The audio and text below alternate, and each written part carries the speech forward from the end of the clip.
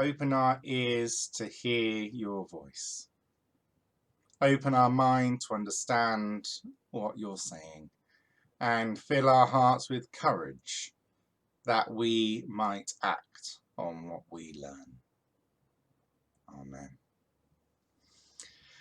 It is a pleasure to be able to come and speak to you again on the Lord's Word, and today I'm focusing on our Gospel reading. But before we get there, in preparation for this, I gave my mum a call. So I wanted to know, when I was younger, what was it I wanted to be when I grew up? And apparently I wanted to be a dustman. So I used to be obsessed with the dustmen and what they were doing. Well, they got to use big machinery and all sorts of fun things like that. And as I grew older, late primary school, I wanted to make shows like Walking with Dinosaurs. The idea of being able to use a computer to create something exciting and something that looks alive and bringing resurrection life, if you like, to something. I wasn't a Christian at that age. I didn't become a Christian until I was 14. But there were things I was going through that kept on inspiring me to want to do different things as I grew up. I wonder, do you recall what you wanted to be when you grew up, when you were a child? Perhaps you achieved that, or perhaps, like me, your passions changed and you pursued something else. What did your children want to be? Do you remember that more clearly? Or your friends? But even now that I'm a grown-up, I still say, oh, when I'm properly grown up. Or especially during my training, I would go, oh, when I'm a grown-up vicar, I would like, or I might do, or all of those things. I keep on pushing the responsibility for action further away from where I am. And I think that all of us, perhaps, I know I do, but perhaps we all at times struggle to take responsibility for bringing about change, because we will say things, well, maybe some of these phrases may sound familiar, perhaps not, maybe not in you, but maybe in someone else. You may have noticed it says, oh, when I have this thing, then I will do that thing.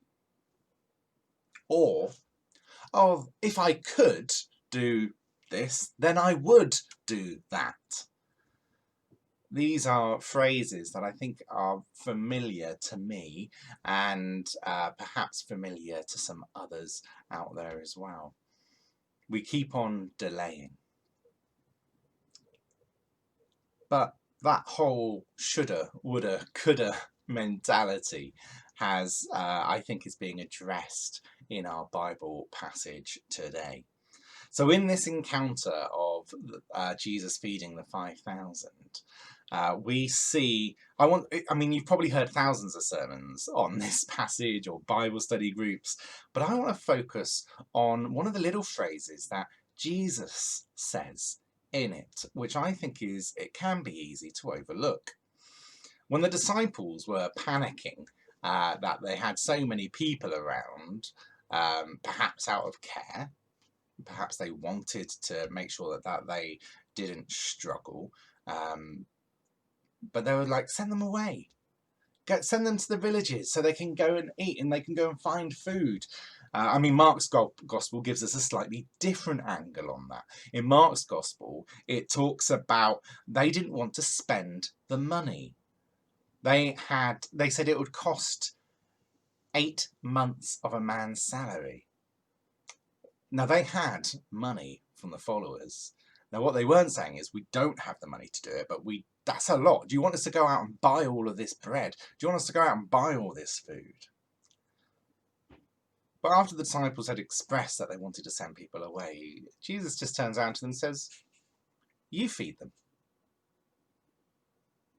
Now, if I was one of the disciples, I might have struggled with that. I might have gone, didn't you just hear what we said? Well, you know what? We've only got 5 loaves and 2 fish. How are we supposed to feed them? We don't have enough. But yet Jesus said, You feed them. Sometimes we do not feel like we have enough, and that might be enough time. We might not feel like we have enough skills, or maybe even we don't have enough money, or we don't have enough food.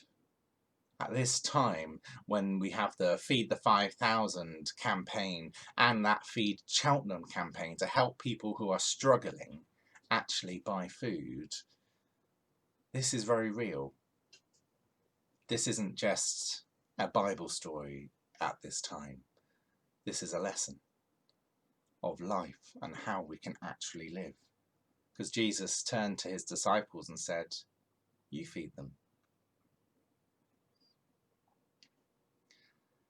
Sometimes that can be scary to us. And we can feel insignificant, or we can feel like what we have won't do the job. But that's okay. Because when we bring it to God, when we bring it to Jesus and say, look, this is what I've got, Jesus says, wow, let me show you what I can do with what you've got. You might not think that you've got a great skill at preaching the gospel or sharing your faith with your friends. But Jesus says, show me what you got. Maybe you don't have a great deal of time to be able to invest in prayer or reading the Bible. And Jesus says, show me what you got and I'll show you what I can do with it. So how is this speaking to you today? What do you feel like you haven't got enough of? Maybe you feel like you don't know enough. Maybe you don't feel like you're worthy enough, old enough, young enough.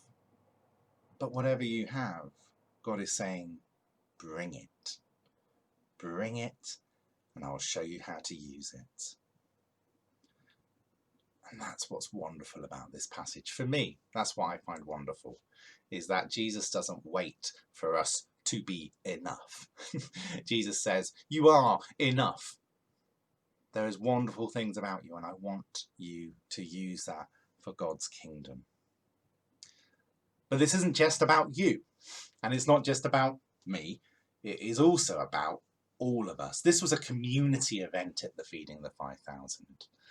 So what happens when we, as the churches in North Cheltenham, bring what we have, even when it doesn't feel enough, but we bring it to God, and God does stuff with it. We may want that nice tidy plan, that £10,000 cheque to meet parish share. We might want something like that, but actually God is just saying, bring what you got in this tricky time.